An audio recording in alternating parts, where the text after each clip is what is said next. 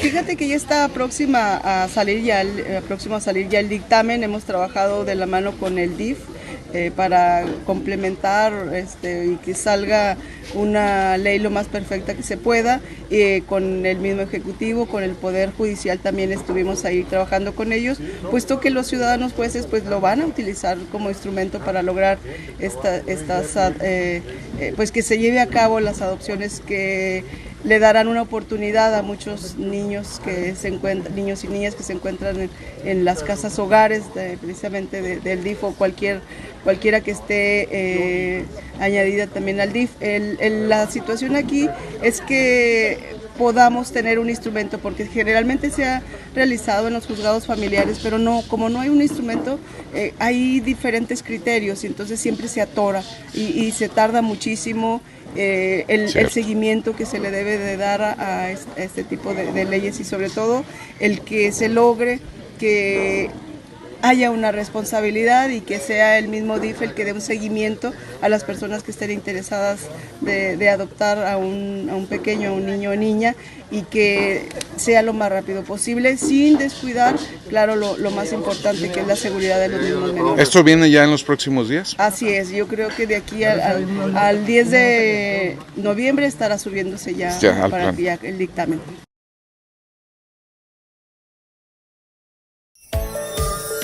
Lindero Norte. Periodismo sin fronteras.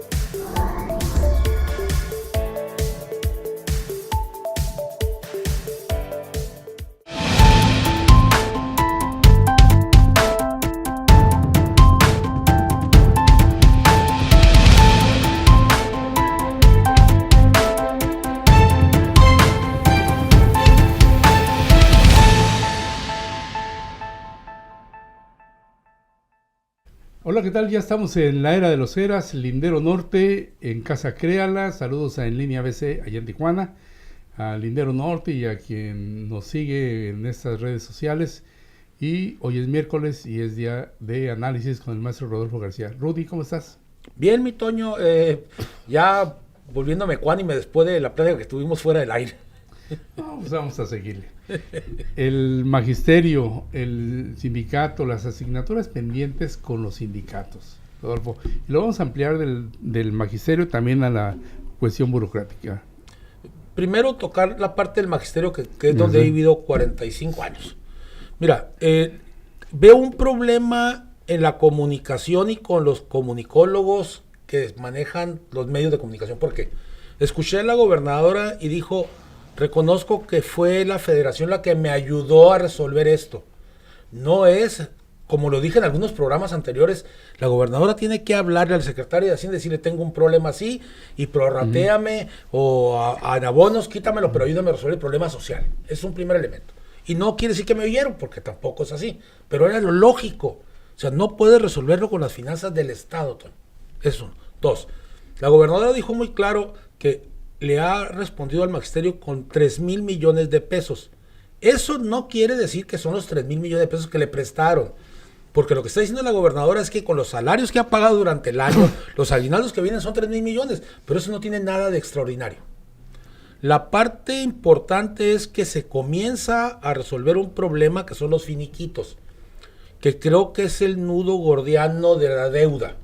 Sin embargo, quedan aspectos importantes que tienen que resolverse. Pago de marcha, en fin, son 3 o 4 elementos que son el factor económico. También debo denunciar aquí que en esa cargada de información y de reclamos, la cúpula sindical también le está adornando otras cosas, como es 6 meses y un día, o sea, cosas que no estaban en la demanda económica, que lo están aprovechando no para beneficio de la base, sino para el adorno de ellos mismos. Esa es la verdad.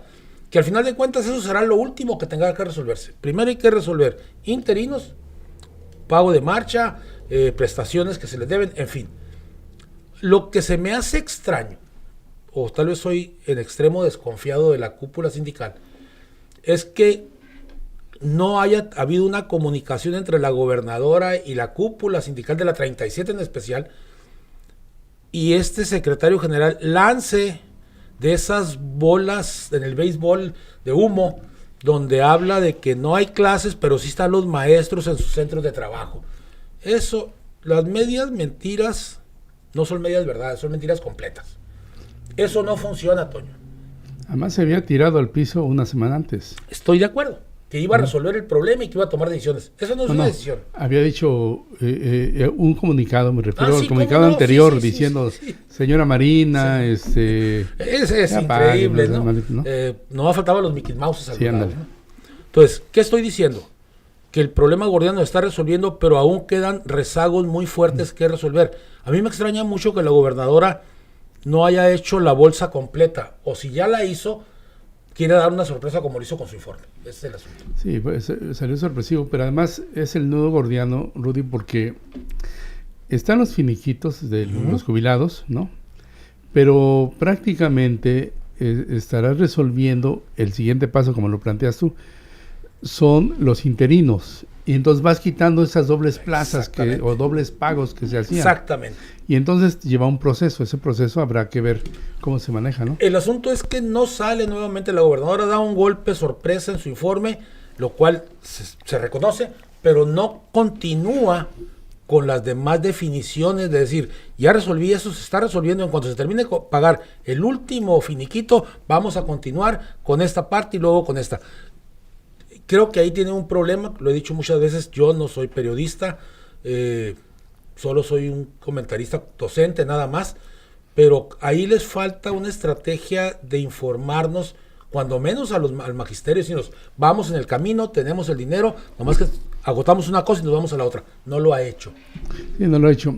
Lo que sí es cierto, y lo pudimos constatar, es que hasta el lunes, martes, se pagó el rezago hasta el 2021. Así es. Bueno, a partir de mañana ya se empieza a pagar el de 2022, del 1 de enero al 30 de junio. Entonces son hechos, son realidades. Así es. Y eso, como sea, bueno, habla bien de esta parte del trabajo de la gobernadora, sí, pero también del magisterio, de la base magisterial, que está pendiente de sus derechos. Sí, es que sin duda alguna, fue una noticia sorpresa agradable, eso no se lo quita a nadie. El asunto, Toño, es que no ha salido nadie, ya no la gobernadora, el secretario, bueno, es que eso de secretario de Educación, pues, está difícil. El general de gobierno. Pues sí, debe salir alguien a decir, hasta que finiquitemos, hasta que resolvamos el problema de los finiquitos de junio de 2022, vamos a iniciar con una nueva etapa. Y eso al magisterio dice, ok, hay una lógica, pues. Aquí no, porque aquí se acabó la comunicación. Sí, acaso lo que dijo en su discurso Marina del Pilar fue, no se preocupen, hasta fin de año pagamos aguinaldos, salarios, no hay problema. Pero es eso, y tiene mucha razón en ese sentido, de que no hay quien en el gobierno del estado que diga cuál es la ruta. Así es. ¿No? Y obviamente la situación de los sindicatos, ¿cómo ves? Yo he leído, no he visto a 37, he visto al 7, al 7. ¿Cómo ves la situación que están viviendo ahorita con este momento? Mira, aquí quienes se han mantenido en la lucha es el 7 en primer orden y luego el 7. Quien ha fallado en la lucha era 37. Ojo, la cúpula, porque aquí ha tenido que haber un intento de rebelión de la base del magisterio para que se pueda mover el elefante. ¿Cómo veo? Veo que este tipo de decisiones une más a los agremiados abajo, pero los desarticula de las cúpulas, porque la cúpula no obedece o no responde a las demandas de la base. Ese es un problema. Pasó en un primer momento que la base rebasó a las cúpulas, ¿no? Sí, completamente, y comenzaron los jubilados. Ellos fueron los primeros que hicieron la vanguardia para la presión a las cúpulas sindicales. El problema sindical en México es muy grave, Rodolfo, o sea, de los blancos a los charros, o de los charros a los blancos, se ha ido a los oficialistas. Así es. Es un problema muy, muy fuerte, muy grave, con todo y 4T. El problema es que para que un cambio se dé, tienen que darse dos condiciones, Antonio. La condición objetiva, que es la necesidad, la pobreza, el desempleo, que es lo que tienes enfrente, lo concreto, pero mientras no se dé la condición subjetiva, que es el explicarte que ese tipo de cosas no fueron generadas por los trabajadores y que tienen que ser resueltas, que eso es lo que le pasa al magisterio, ¿eh? En términos de lo concreto, dicen, a mí no me han pagado el finiquito, pero no se convence de que ese es un derecho que él tiene y que tiene que ser exigible. Creo que va en el camino de la subjetividad, lento, por los enemigos que tiene dentro del mismo sindicalismo, principalmente las cúpulas sindicales, que las condiciones subjetivas del magisterio tendrán que convencerse que solo la base va a poder resolver el problema. Yo leí una nota, Rudy, donde decía, me hablaron de México, para decirme, 25,000 maestros en paro, 300 y tantos mil alumnos sin clases, 18,000 escuelas, ¿no? Entonces le dije, sí, o sea, eso era antes, en el 2006, Aquí no. cuando estaba exactamente el CENTE. El CENTE. Pero con esa atomización que hablas, nace el CETE. Ahorita ya el CENTE no es el único sindicato, pues. Estoy de acuerdo. Lo que sucede es que en esta atomización que viene desde la ley que emitió Peña Nieto, la ley del servicio profesional docente, que incluso es en uno de los penúltimos artículos donde hablan de los sindicatos, ya no hablan del sindicato. Eso es neoliberalismo, no le demos vuelta. Pero, ¿qué sucede con esta atomización? Que el CENTE no se ve todavía, ¿cómo podría decirle? Presionado, o no se ve con peligros porque aún estos sindicatos son pequeños. Tendría que haber otros desgajamientos de la sección 37 y que fortalezcan a estos sindicatos para que puedan presionar. De otra manera no va a poderse. Un fortalecimiento. Cuando nació el CETE, Así es. Era un tete-a-tete contra el CENTE, ¿no? Claro, porque había la convicción por un lado y por el otro lado había el acuerdo con el gobierno del estado. Y esto nos permitió que el CENTE medio se moviera, porque de otra manera solo era hegemónico y así sea lo que sea y no había nadie quien se lo dijera, porque aquí la coordinadora aún no ha crecido, Toño. Sí, en Tijuana un cachito. Así es. No es. Nada que ver con. No lo es. Vaca Lobatic, noviembre, el mes de las sorpresas, dice. Sí, un compañero jubilado que sabe muy bien de esto porque fue sindicalista y entiende bien que los procesos se tienen que dar desde abajo, que son los más difíciles, sí, pero cuando se logran son perdurables. Pues son los auténticos, ¿no? Sí, son los auténticos con algunos márgenes de error, pero siempre son mucho más benéficos que las decisiones cupulares. Sí, en términos de ese margen de error tiene que ver con la inexperiencia, con los momentos. Los intereses personales allá escondidos por allá, en fin, que siempre son, mira, eso lo platico porque tú lo viviste y yo lo viví en el 80-81 en esta universidad.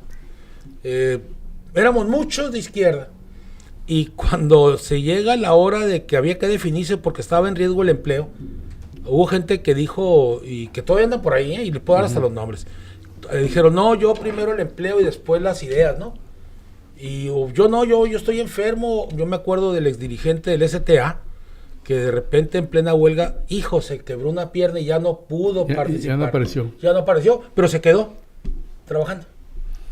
Pues sí, son esas cosas que da la vida. No son raras, son evidentes. Sí, porque ese tipo de cosas se da en cada movimiento. Así es.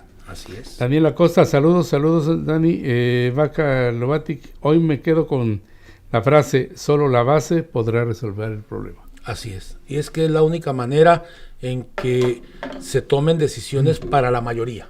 De otra manera se toman decisiones populares que benefician a ellos primero y queda algo para la base. Sí, pues sí, diciendo... No, pero no fue la cúpula sindical la que logró convencer a la gobernadora, Incluso pienso que fue la decisión de ella viendo la realidad y viendo que había una posible rebelión magisterial. No se la deben a la cúpula sindical. No, incluso se ve la ausencia de la cúpula, de las cúpulas, claro. Se ve y es obvio y es claro, ¿no? Ahora, hoy por hoy tenemos un paro del CENTE.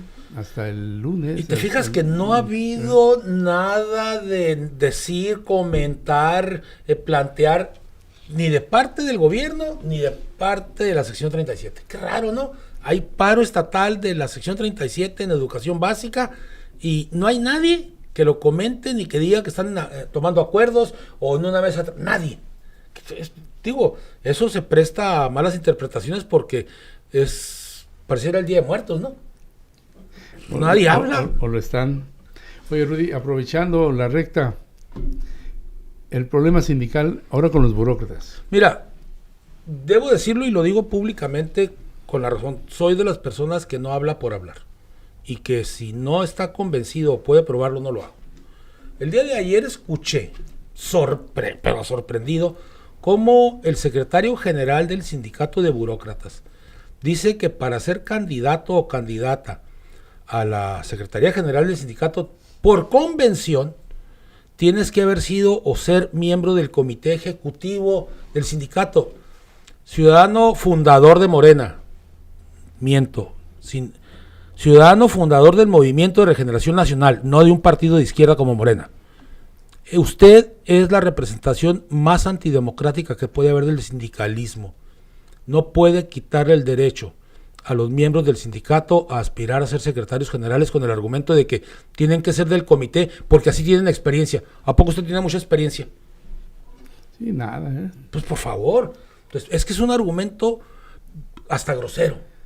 Digo grosero, no hace falta que diga que tienes que tener un límite de edad o una estatura o un color de piel para que seas. Eso es irrisorio. Es la idea de perpetuar, como pasó en el CENTE, a las dirigencias, ¿no? Es que esa es la manera que tienes, es el filtro que tienes para la docilidad ideológica.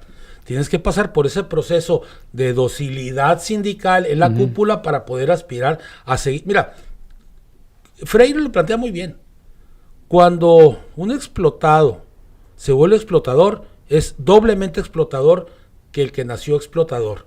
¿Qué estoy diciendo? Un sujeto que viene de la base, que fue reprimido, que se hizo víctima, que después apareció como el gran amigo del gobernador Bonilla y después se hizo diputado. Y todo esto, lo único que está demostrando es que aprendió muy bien a cómo reprimir y cómo quitar la posibilidad de que la base aspire a ser secretario o secretaria general. Y le aclaro que no tengo ningún candidato, ninguna candidata, ni ando en busca de una base. Yo ya estoy jubilado. Sindicalismo oficialista. Sindicalismo ramplón, porque ni siquiera resulta un sindicalismo que plantee cuestiones de clase social, plantea una estructura para llegar a la Secretaría General. Eso es todo lo que les interesa, nada más. Totalmente inocuo. Y me puse con un eufemismo, es otra la palabra, pero inocuo. Oye, Rudy, pero este anuncio que da Marina del Pilar Ávila Olmeda a los maestros, como que patea el bote un ratito y tranquiliza cualquier situación. Primero sí tranquiliza, porque quita la parte más dura y más descarnada, que eran los finiquitos de quienes trabajan 30, 35 años y aspiran a tener un dinero para hacer lo que ellos quieran, Ahí estoy de acuerdo, que hagan con dinero lo que quieran. Sin embargo, creo que ahí, insisto, le falta alguien que pueda comunicar socialmente. ¿Qué quiero decir? Que pueda decir, estamos en un proceso, el proceso más pesado es este, luego siguen estos otros, o estamos esperando a que termine diciembre para que con el nuevo proyecto fiscal del presupuesto sigamos. Pero no lo dicen, Toño. Y eso, cuando no te dicen que sigue, te permiten especular y decir que las cosas no se están cumpliendo. Ese es el problema. Sí, incluso establecer compromisos, ¿no? Claro, y tú puedes, mira, si resuelves este problema tan grave y dices, señores, estamos a noviembre, estamos juntando para los aguinaldos, a partir de enero ya tenemos previsto que vamos a comenzar con esta parte de aquí y de los demás atrás para enfrente. Y dices tú, bueno, agarro un respiro, sé que ya cumplí una vez, nos va a cumplir otra vez. El problema es ese vacío, ese abismo que hay de comunicación. Beatriz Barrios, buenas tardes, saludos. Alan Casillas, saludos desde la Ciudad de México. Entonces, los sindicatos se convirtieron en calabaza del del Día de los Muertos, donde ahí tiene hoyos por todos lados. Lo que pasa es que lo he sostenido y hoy se puede demostrar que los sindicatos institucionalizados no son partidistas, son gobiernistas, que es diferente. Y se puede demostrar cómo el sindicato de burócratas ha tenido dirigencias que son diputados o diputadas priistas y luego cambian a diputadas panistas y hoy cambian a diputados morenistas. ¿Qué quiere decir? Que están plegados al patrón. No están plegados en una ideología. Porque qué casualidad que cuando era el gobierno PRI, pues el sindicato tenía al dirigente priista. Luego se cambian al PAN y casualmente el dirigente es panista. Y luego se cambian a Morena. ¿Qué estoy diciendo?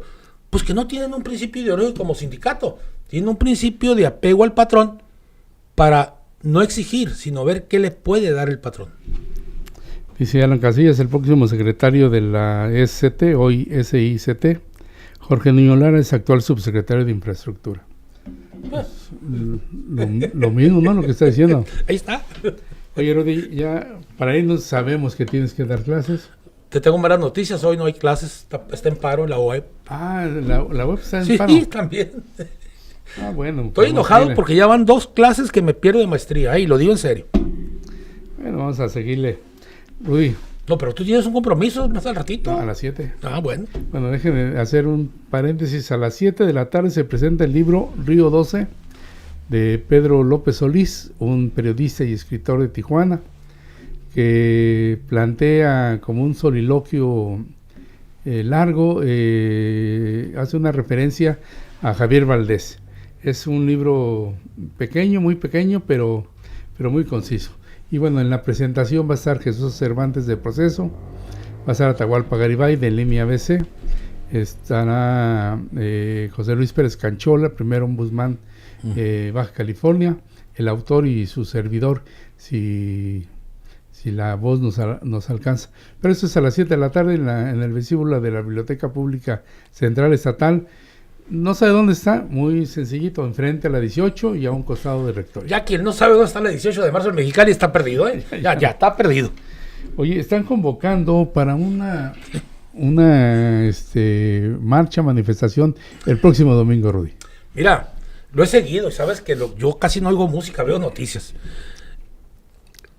Lo que le hagan a ver, desde el, no sé cómo le llaman ustedes, desde el título que le ponen ahí. La cabeza, pues, acuérdate que no soy periodista. Entonces, desde ahí dices tú, a ver, ¿por qué no dijeron eso cuando pasó de IFE a INE? ¿Por qué? Es lo mismo. Se está intentando pasar de INE a INEC. Porque yo no vi las manifestaciones de estos señores cuando dejó de ser IFE y lo pasaron al INE. Primer argumento del título, de la cabeza. Pues. 2. ¿Van a desaparecer al INE? Pues el INE desapareció al IFE. Si en términos semánticos, el INE desapareció al IFE. Bueno, pues el INEC va a desaparecer al INE. Otro argumento que se cae. 3. ¿Contra qué están? Dice, es que no van a tocar al INE. A ver, ¿se está hablando de despido masivo de trabajadores? No. 2. ¿Por qué 11 consejeros y no 20 o 21, Toño? Si nos vamos en ese plan. ¿Por qué? Porque es el argumento. Es que no son suficientes. ¿Quién dice que son suficientes? En relación a la población, en relación a qué. Ese es un argumento que también se cae. 3. Soy de los que ha dicho que hay una doble tributación a los partidos políticos que se debe de acabar. Está la tributación estatal y la tributación federal. ¿Qué quiere decir? Los gobiernos de los estados les dan dinero a los partidos nacionales que tienen un registro local y reciben doble dinero. Quiere decir que cualquiera, el que tú quieras, Morena recibe dinero aquí por Baja California y recibe dinero allá por la federación. Doble tributación a un partido. Pues ¿qué son, dobles funcionarios? ¿O qué son? Porque este dinero federal tendría que ser repartido entre los estados. Es un argumento del por qué hay que bajarle. 3. ¿Quiénes están convocando la marcha? Oposición. Partidos de oposición y... ¿Cuál oposición? Porque yo no escucho ningún argumento válido y sólido más que unas propuestas huecas, sin sentido, sin fuerza. Y lo he dicho, es el problema de la oposición. No tiene propuestas. Yo quisiera preguntarle a Lili Telles que si cuando piensa puede hacer algún proyecto de gobierno. Bueno, hay que recordar que Lili llegó por Morena. No, y lo he dicho aquí, el presidente de la República, o quien le haya hablado al presidente de la República, o quien haya decidido las candidaturas, se equivocó cuando menos con 3, y 3 senadores. Aquí, con la señora esta que hoy de MC. León, sí, la senadora, no, me cuesta trabajo decir el apellido.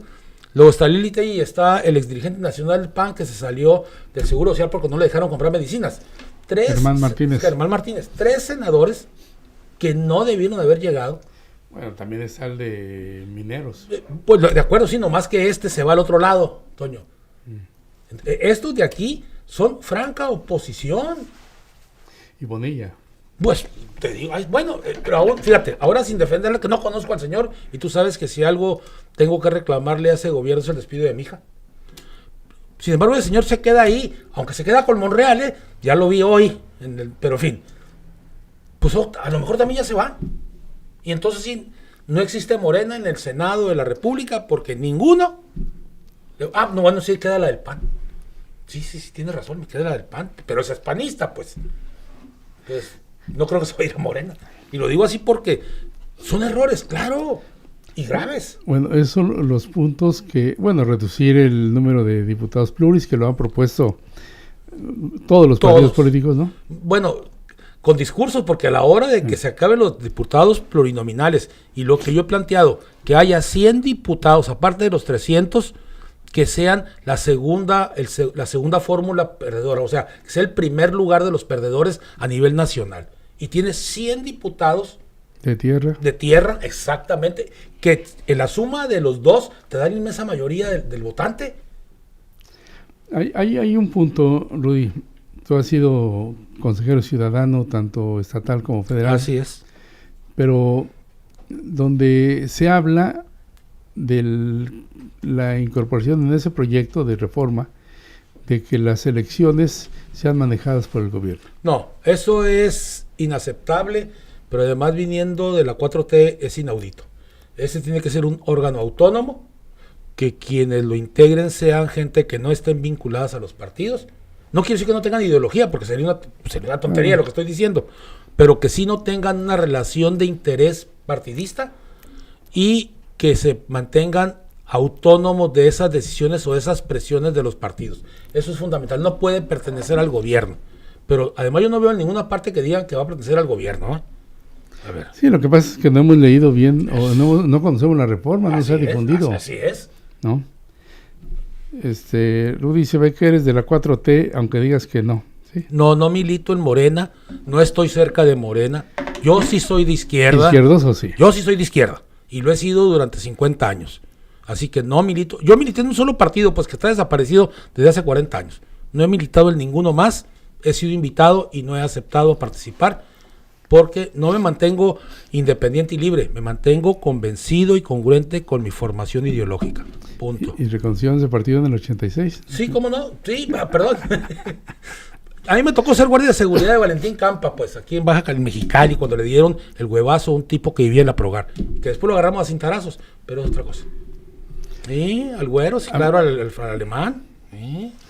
Fíjate, de repente piensan que porque aglutinó a un sector de la izquierda,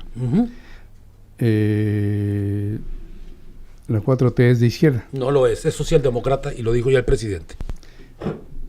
Como si llegáramos a pensar que como Fox aglutinó a otro sector de la izquierda, ya también son de izquierda, ¿no? Pues no, son agrupaciones o agrupamientos que se dan en torno a intereses. Ellos movieron el voto útil, ¿te acuerdas? Claro que sí, me tocó estar en México cuando el voto útil, en la casa de una persona que tú y yo estimamos mucho, en su departamento, que estaba un sujeto que era de los teóricos del voto útil del TEC de Monterrey, que nos hicimos palabras ahí, y en fin, entonces sí conozco esa parte. Me acuerdo que alguien le dio hasta con una de esas de las marimbas, pum, le dio un trancazo en la cabeza. Al deseo del Rudy. Pues, digo. Oye, ¿qué va a pasar entonces con el INE? ¿Qué es lo que...?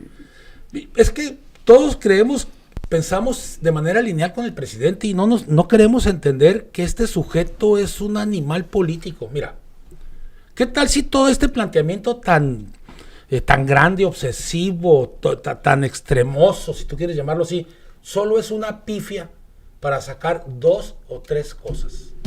¿Qué tal si le dices a la oposición, ok, vamos a dejar el asunto de los 11 consejeros?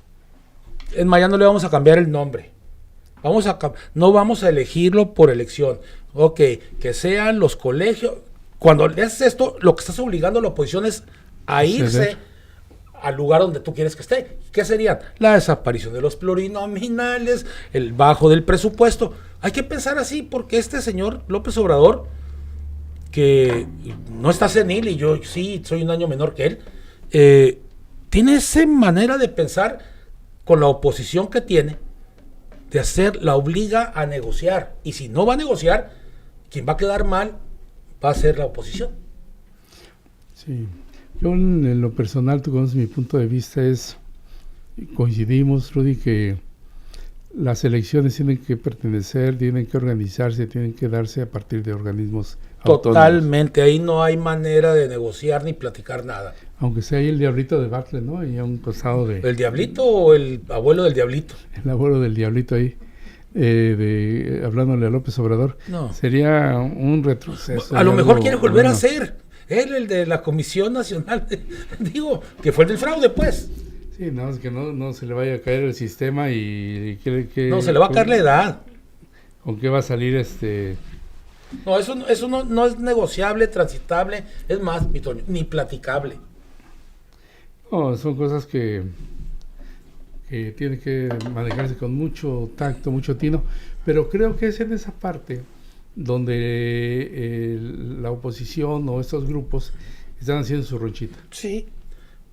Otra vez, si piensas como puede pensar el político López Obrador, no como el presidente, va a decir, ¿qué es lo que la oposición, está terca en no mover? Pues son cómo elegir a los consejeros. Ok, y si se los quito, y si destrabo esa parte y dejo estas partes que son las que me interesan, ¿qué hace la oposición? Tú como oposición, ¿qué haces? Tienes dos caminos, O decir, no solamente esto, sino lo demás, o decir, ¿sabes qué? Voy a tener que entrarle. Imagínate, yo lo he insistido, yo no veo bien el proceso de selección de los futuros consejeros o consejeras electorales a través del planteamiento del presidente. Se me hace engorroso, difícil y tortuoso. ¿Cómo que 20 la presidencia? ¿Cómo que 20 el Congreso? ¿Cómo que 20 la Suprema Corte o el Poder Judicial? ¿De dónde? ¿Quiénes van a ser? Porque eso es lo que está planteando el presidente. Entonces, yo no estoy de acuerdo en eso.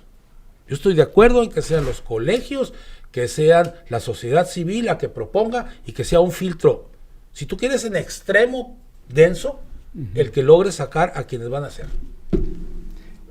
En la época de la ciudadanización de los órganos electorales, nos enfrentamos con un problema, Rudy, que fue las cuotas de poder de los partidos políticos.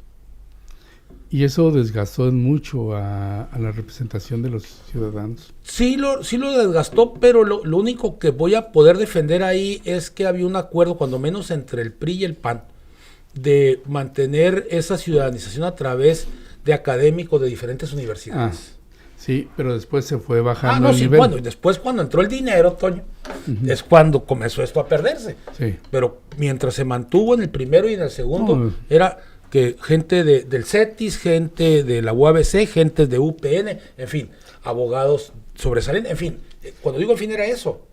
Eso yo me refería a nivel nacional. A nivel nacional nomás entró el imán del dinero y cómo llegar ahí a través de los partidos políticos, nuevamente de las cúpulas, es como se echó a perder.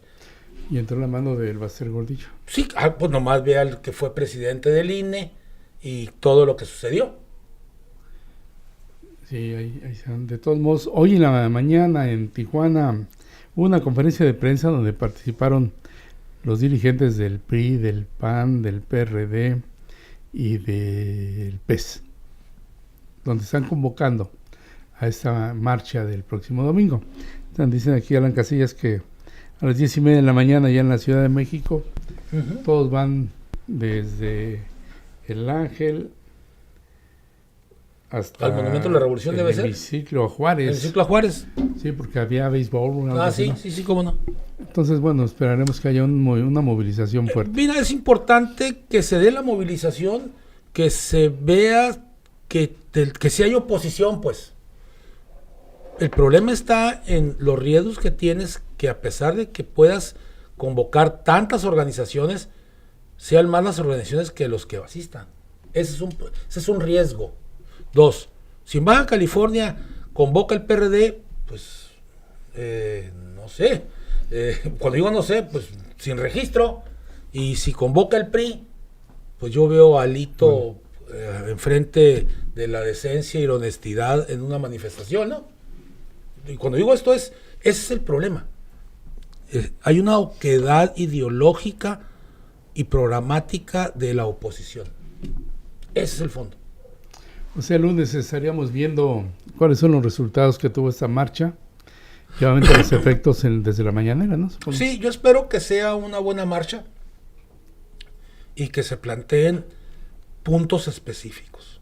Porque ahorita nadie toca al INE, si tocan al Alito nos tocan a todos, va por México. Son huecos, eso lo sabemos como las pintas que hacen los partidos. Mejor educación, más sanatorios. Dime cómo. ¿Quién va a decir que no? ¿Cómo pues? Acabar la pobreza. Pues, vamos a acabar con la pobreza. Ah, qué bueno, ¿no? Así la señora, así se llama la señora, ¿o qué? Porque eso, la pobreza, qué bárbaro. Así le dicen. Así le dicen, ¿no? Pero bueno, ese es el asunto, Toño. Yo espero una oposición fuerte, honesta, en el sentido ideológico, y que haga propuestas. El problema es que yo espero que el PAN diga que quiere llegar y quitar el apoyo a los adultos mayores. Que lo diga. Que ya lo dijo Fox como presidente, ¿eh? Sí, aunque hay que reconocer que en Baja California tuvieron que adecuarse al proyecto de López Obrador cuando fue jefe de gobierno. Sí, por supuesto. Y no daban lo mismo, daban la mitad cada 2 meses, ¿no? Estoy de acuerdo. El asunto es muy sencillo, pues. ¿Con qué argumentos combates las políticas públicas que benefician a sectores pauperizados, olvidados? Yo conozco el Valle de Mexicali. Te puedo decir que en el ejido donde yo voy muy seguido,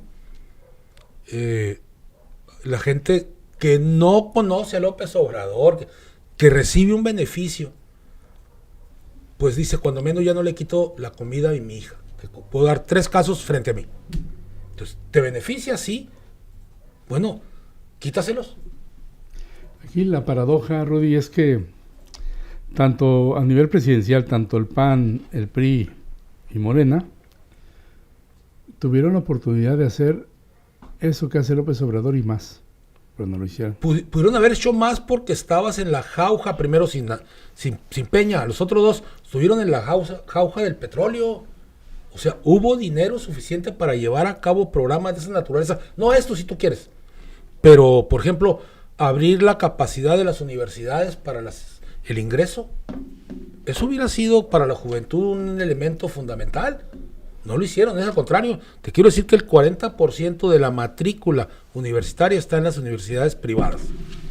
¿Cuál es el punto, Rudy, que tú recomendarías a quienes nos siguen, a la sociedad, a los ciudadanos de estos momentos tan sui generis que vivimos? Primero, tener conciencia de en qué momento histórico estamos parados. Y para eso tienes que ir a la filosofía y a la teoría. Y para eso tenemos que entender que este paradigma que se está agotando, no que fracasó, que se está agotando, que se llama posmodernidad, era posindustrial, era del conocimiento, posverdad, todos estos nombres que tienen que ver con las disciplinas o con las ciencias, nosotros creemos que tiene que ser de otra manera. ¿Qué significa? Que tenemos primero que explicarlo sin tomar partido y después de explicar el fenómeno, ahora sí, coincido o no coincido. Para eso habría que leer, y aquí voy a hacer una llamada de atención, me hicieron una llamada de atención y tienen razón, hay que leer a Bauman. Bauman, a diferencia de Chomsky, su planteamiento es una radiografía del paradigma, Toño. El problema es que cuando digo Bauman se cree que es un texto, no. yo llevo leídos 11 de diferentes. ¿Qué estoy diciendo? Nadie puede hablar del momento histórico si no tiene un diagnóstico de la realidad. Y la realidad es que la humanización nuestra se está perdiendo y se está vendiendo la idea que pueden ser sustituidos incluso los valores por la tecnología. Y eso es un grave error y riesgo. Sí, que eso lo vemos de manera cotidiana. Así es, nomás que no sabemos leer la realidad. Y ese dio mucho dentro de todo ese sistema neoliberal. Es que el sistema neoliberal es el que impulsó ese tipo de cosas, donde deshumanizar significa individualizarte, e individualizarte significa hacerte consumidor. Y lo importante aquí es la mercancía, o sea, es el producto que sobre el ser humano. Es el problema. Es donde tendríamos que regresar a la humanización. Desde a fines de los 80s, cuando yo era estudiante universitario, se hablaba mucho de esta parte de la departamentalización de las ciencias. Así es.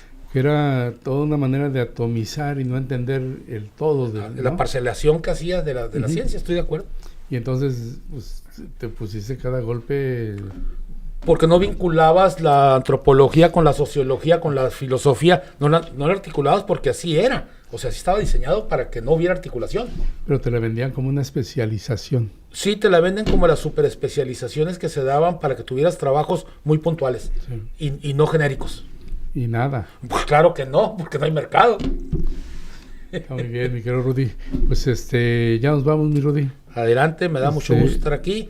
Y ahora sí es invierno, no es otoño, ya es invierno. Sí, ya entró, ¿no? Ya entró. Aquí hay más que dos, verano e invierno. No hay primaveras y no hay otoños. O sea, por favor. Oye, por cierto, antes de irnos les fue muy mal en Tijuana con la lluvia. Hijos, mano, qué asombroso ver que no sé cómo se llame, una carapila o como se llame, sacando agua, porque es un río la calle. Es increíble. Cuando digo es increíble, una lluvia de esas aquí, nosotros ya estuviéramos ahogados, No, imagínate, por fortuna Mexicali es plano. Sí, nomás que no absorbe el agua. Sí, el problema es, por ejemplo, hubo pues hay a dos jóvenes que los arrastró la corriente de agua. ¿Iban en carro? No, estaban parados, estaban ahí en el Cañón del Pato. No sé dónde está, pero... Está en la zona que vas del centro hacia Playas de Tijuana. Ok. Ahí por el Cañón del Matadero. Sí. Entonces se crean una serie de... avenidas de agua. De avenidas de agua. El agua, sabes que regresa donde va. Así es. Y es algo muy común. Hijos, qué difícil. Encontraron el cuerpo de la muchacha. El del muchacho todavía no lo encuentran. Qué difícil es ver cómo un fenómeno natural te puede quitar la vida, ¿no? Ni siquiera es un acto de enfermedad, ni mucho menos. Sí, y además, bueno, pues sí avisaron las autoridades, pero bueno, finalmente tienes que ir a trabajar, tienes que ir a hacer cosas, tienes que mover. O también puede ser imprudencias, Toño, También. Digo, en todas las variables, lo doloroso es que se pierda la vida de seres humanos por cuestiones de un asunto de la naturaleza como es la lluvia. Eso es lo doloroso. Sí, pero bueno, finalmente en esa frontera vivimos. Y aquí nos tocó vivir. Muchísimas gracias Rudy. No, gracias, Di. Estoy esperando el mensaje final, mi Toño, ya sabe que eso es lo que me da gasolina a mí. Pues ya lo sabe, pórtese como quiera, pero cuídese. Pero cuídese nada más, pero haga lo que quiera.